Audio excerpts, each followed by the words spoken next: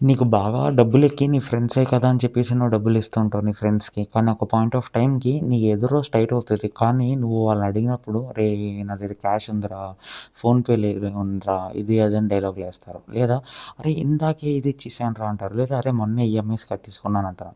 ఇదన్నీ రీజన్స్. ఇది గుర్తుపెట్టుకో. నువ్వు గుడ్డోడిలాగా నిజంగానే "అరే! నా ఫ్రెండ్‌కి నిజంగానే లేవురా" అన్న మాత్రం నువ్వు నమ్మకు.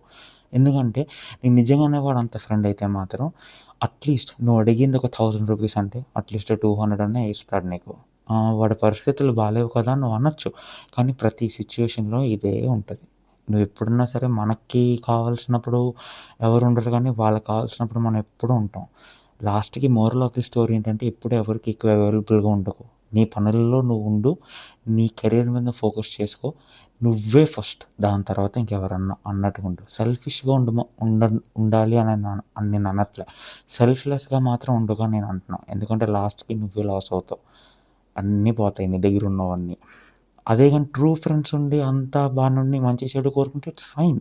కానీ బయట ఒక 100 మందిలో 10 మంది అలా ఉన్నారంటే వాళ్ళని చూసి నేర్చుకోండి అని అనను కదా! అందుకే నేనేం చెప్తున్నా అంటే మిగతా 90% మంది సరిగ్గా లేరు. కాస్త జాగ్రత్తగా చూసుకొనుండు. నీ గురించి నువ్వు కాస్త ఆలోచించుకో అని నేను అంటున్నా. అర్థమైందా?